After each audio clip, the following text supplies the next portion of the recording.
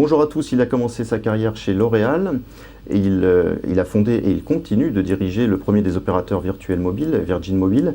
Candidat à la succession de Laurence Parisot à la tête du MEDEF, il s'est finalement rallié à Pierre Gattaz avec lequel il dirige aujourd'hui l'organisation patronale. Bonjour Geoffroy Roux de Bézieux. Bonjour. Hier soir, à l'initiative du MEDEF et de la CGPME, 2000 chefs d'entreprise se sont réunis à Lyon pour exprimer leur ras-le-bol fiscal. C'est assez nouveau ce type d'initiative. Oui, c'est nouveau. Ça faisait longtemps qu'on n'avait pas fait de manifestation avec la CGPME. Ça montre simplement d'abord qu'il y a une unité patronale, ce qui est une bonne nouvelle. La deuxième chose, c'est qu'effectivement, il y a un ras-le-bol qui n'est pas que fiscal. Il est, j'allais dire, sur la complexité administrative, sur la complexité de la législation sociale, sur les 30 pales du Code du travail.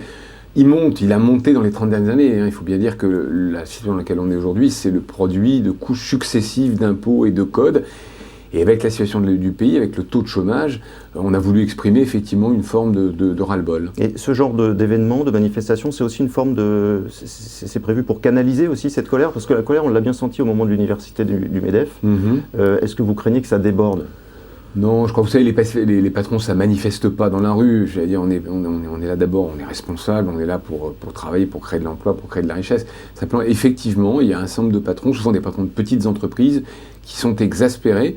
Pas forcément contre quelqu'un, si vous voulez, c'est pas dirigé contre quelqu'un, c'est dirigé simplement par le fait qu'on les empêche de travailler, de faire grandir l'entreprise, de recruter, de créer des richesses. Est-ce que la crainte, ce n'est pas que sur le plan politique, cette colère se convertisse en vote Front National? Parce que là, il y a un terreau, on le voit bien, sur lequel Marine Le Pen espère prospérer.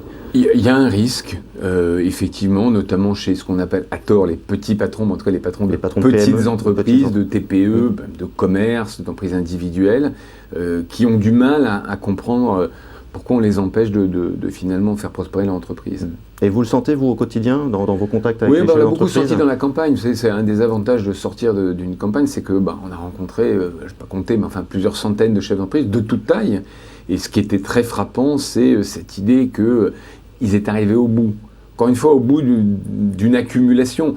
On prend les taxes, il y a 147 taxes affectées, toutes plus baroques les unes que les autres, et chaque année, on en rajoute quelques-unes. Et donc il y a un moment où on arrive à la goutte d'eau, ou du moins la taxe qui fait déborder le vase des taxes. Alors il y en a une cette année qui ne viendra pas s'ajouter finalement, c'est cette fameuse taxe sur l'excédent brut d'exploitation que le gouvernement a renoncé dimanche dernier à créer. C'est une victoire pour vous, parce que cette taxe, vous l'avez évidemment combattue ces derniers jours. C'est surtout une victoire pour les entreprises. Créer dans la précipitation une nouvelle taxe qui n'existe nulle part ailleurs, dans aucun pays du monde, sur une nouvelle assiette qu'il fallait définir dans la précipitation, je crois que c'était une erreur fondamentale. On l'a dit au gouvernement, on l'a dit aux ministres, ils ont entendu, un petit peu tard parce qu'il avait déjà annoncé, mais heureusement avant de déposer cette loi. Qu'est-ce qui s'est joué dimanche? Parce que vous étiez à la manœuvre pour convaincre le gouvernement de reculer. Qu'est-ce qui a fait pencher la balance? Je crois que c'est simplement le fait que l'ensemble des patrons, de toute taille, sous diverses formes, sont des organisations patronales, ont dit exactement la même chose, ne créez pas cet impôt. Vous savez, un bon impôt, c'est un vieil impôt. Parce qu'on en connaît exactement l'assiette, on en connaît les contours. Alors évidemment, on n'est pas ravis, c'est moins qu'on puisse dire, de cette surtaxe IS. Oui, parce que pour compenser le manque à gagner de 2 milliards et demi, il faut dire, c'est que une surtaxe temporaire. Ça ne peut pas être une victoire, entre guillemets, pour les entreprises quand on augmente les impôts. Mais Pierre Moscovici a dit publiquement sur RTL que c'était une surtaxe transitoire ou temporaire, je ne sais pas quel mot il a employé. Donc on espère bien qu'effectivement, à partir de 2014, pour le PLF 2015, elle sera supprimée et qu'on pourra, dans les assises de la fiscalité, rediscuter des assiettes tranquillement et calmement. Justement, ces assises de la fiscalité qui sont programmées début 2014 maintenant, qu'est-ce que vous en attendez? J'espère même avant. Okay. On ne veut pas jeter le bébé avec l'eau du bain, c'est-à-dire que l'initiative qui a été prise par Bernard Cazeneuve, le ministre du Budget, de redéfinir la fiscalité, de réfléchir aux assiettes, d'essayer de trouver une fiscalité incitative, encourageante, on la partage, et donc on n'a pas de débat sur il faut ouvrir cette discussion. Simplement, il faut le faire en baissant la pression fiscale. Et je crois que là, c'est le vrai sujet, c'est-à-dire qu'en faisant un effort supplémentaire sur les dépenses de l'État, il faut qu'on arrive à dégager des marges de manœuvre. Vous savez qu'on demande, nous, 10 milliards par an de baisse de pression fiscale sur le quinquennat, pas pour enrichir les actionnaires ou augmenter les dividendes, mais tout simplement pour retrouver nos marges, qu'on réinvestisse et qu'on réembauche. Et vous avez le sentiment que le gouvernement aborde ces assises dans le même état d'esprit ? Alors, vous l'avez entendu comme moi, Pierre Moscovici n'a pas parlé de baisse. Et donc je pense que c'est le nœud du débat. Ouais. Une réforme de fiscalité à pression fiscale équivalente, c'est un jeu de bonneteau. C'est un peu ce qu'on a fait, c'est-à-dire que j'arrête cette taxe-là pour en mettre une autre qui est équivalente. Donc je déplace la pression fiscale d'un secteur à l'autre, d'une taille d'entreprise à l'autre. C'est pas ce qu'on veut faire. Évidemment, nous, on demande une réflexion sur l'assiette, une réflexion sur le type de taxe, y compris les finances locales. Pas oublier que les entreprises payent maintenant beaucoup de taxes locales et qu'elles augmentent beaucoup plus vite que le reste de la fiscalité, mais aussi une baisse de la pression fiscale. Donc c'est une remise à plat d'ensemble, en tout cas une réflexion d'ensemble de la fiscalité. Voilà, et dans la durée, pas dans la précipitation. Le modèle des assises de l'entrepreneuriat, pour parler de choses positives qui fonctionnent, a été une réussite. Ouais.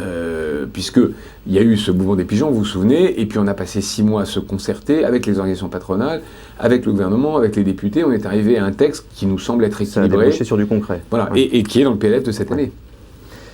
Vous allez participer tout à l'heure à un grand séminaire à Bercy sur la fiscalité du numérique. Est-ce que, selon vous, il est nécessaire de créer une taxe spécifique pour les grands acteurs du net, que ce soit Google, Amazon? Non, il y a un sujet d'équité fiscale en France et en Europe. C'est vrai que la répartition de la valeur d'un côté et la répartition de la contribution à l'impôt est déséquilibrée entre un certain nombre d'acteurs de la chaîne du numérique qui vont des fournisseurs de contenu aux fournisseurs de tuyaux, entre guillemets, les acteurs télécoms, et puis à ce qu'on appelle les OTT, donc les Google, etc.